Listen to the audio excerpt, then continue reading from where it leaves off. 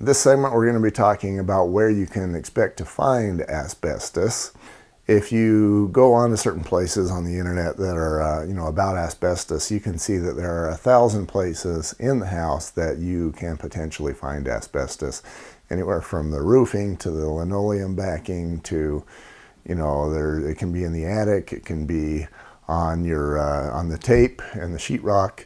But for you and I, as the realtor and the home inspector, the two places that it is by far the most commonly found and the most likely to cause problems would be the popcorn ceiling texture that you see. Now, I'd mentioned earlier that I'd started as a home inspector back in 1993. And back then, my experience when I saw a popcorn ceiling texture was that it was about, I'm going to say 40-60 in favor of it not being asbestos. But what has happened over time is that when the popcorn ceiling texture was tested and found to be asbestos, more often than the other way, they would find out it's asbestos and decide to leave it up there because they didn't want to deal with it. The stuff that doesn't have asbestos tends to come down a lot more often. So as a result, now that we're decades past the 90s, what you pretty much find is about 80+% of the time when you see that popcorn ceiling texture, it's got the asbestos in it. As I talk about popcorn ceiling texture, I go back to the early 70s. As I was growing up, I actually watched my dad add asbestos. It was actually in a bag, kind of like a concrete bag. He mixed up the popcorn ceiling texture material, and then he would actually add this bag of asbestos into it.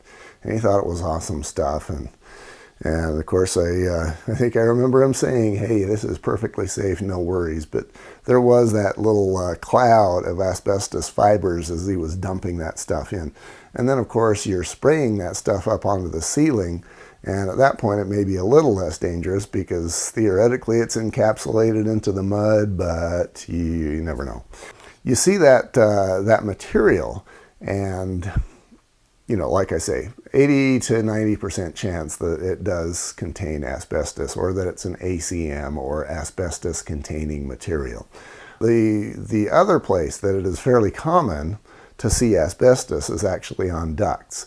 You get the homes that were built in the 70s or earlier, and one of the things they thought was a good idea was to wrap the joints of the ducts with this asbestos tape.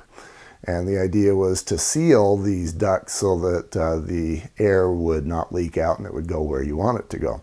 The asbestos duct liner tape generally is going to be up in your ceiling, perhaps behind sheetrock. It's generally not going to be disturbed, and so this is much less likely to be a problem. Still potentially a problem, but less likely to be a problem than the popcorn ceiling texture. You can imagine, we all, if you're of the male persuasion, as we were growing up, we wanted to see how high we could jump, and back when we were 5'0", being able to touch the ceiling was one important thing that proves that you were getting there.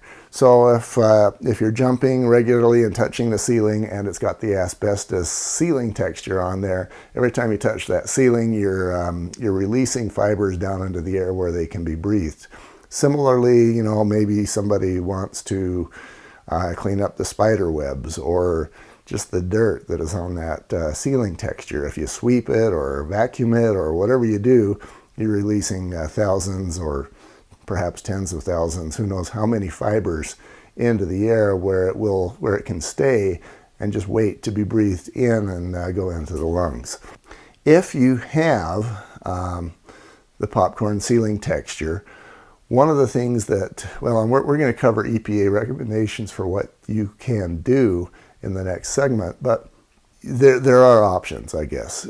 If you happen to have, besides the popcorn ceiling texture and the ducts, you can actually have asbestos used as an insulator.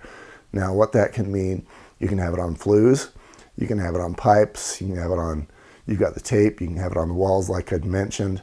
A third place that I will often see asbestos. Sometimes you'll have these older homes where maybe there was a wood fireplace or an older sort of a furnace that put out a lot of heat. And in many cases you will have, the wall here and the pipe right next to it.